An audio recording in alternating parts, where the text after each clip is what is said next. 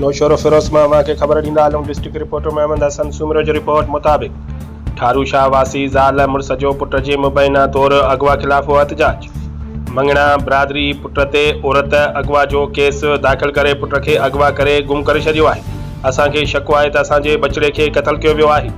ठारू शाह जे शहबाज कॉलोनी वासी ज़ाल मुड़स मुस्मात अफरोज़ चन्ना अनवर चन्ना प्रेस क्लब पहुची दाहिंदे चयो त मुंहिंजो नौजवान पुट फयाज़ चन्ना खे मंगणा बिरादरी अगवा करे गुम करे छॾियो आहे। हुननि चयो त अब्दुल शकूर मंगणो मुंहिंजे पुट मथां पंहिंजे ज़ाल 5 ॿारनि जी माउ नजमा खे अगवा जो केस दाख़िल करायो, जंहिं बैदि 1 महीने खां मुंहिंजो पुट गुम आहे। हुननि चयो त मूंखे शक आहे त मुंहिंजे पुट फयाज़ चन्ना खे अब्दुल शकूर ऐं राशिद रियाज़ शफ़ीक मंगणो अगवा करे क़तल करे छॾियो आहे।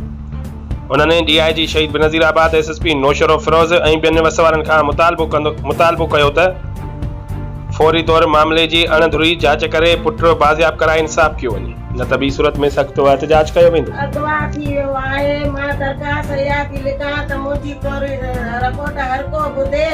मुंहिंजो बच्चो मांगणनि में पूरो शक आहे। इहे त हिननि मूं ते दायो आहे त 5 ॿारनि जी माउ फयाज़ चन्नो अगवा करे वियो आहे। मां थी चवां मुंहिंजो ई पुट अगवा मांगणनि कयो आहे। मुंहिंजो पूरो शक हिननि में आहे। न तुंहिंजो पुट जेको आहे सो उनखे कंहिंजे माना कंहिंजी छोकिरी खणी वियो आहे चवनि था? अब्दुल शकूर जी घरवारी था चवनि। 5 ॿारनि जी माउ आहे। ज़ोर ज़ब्ती करे अगवा करे वियो आहे। मुंहिंजो पुट अगवा कयो वियो आहे। इहो सॼो सरासर धोखो आहे। उन्हनि इहा कूड़ी मुंहिंजे मथां फाए कढाई आहे, सफ़ा कूड़ी कढाई आहे। तमामु परेशान बि कयो अथनि।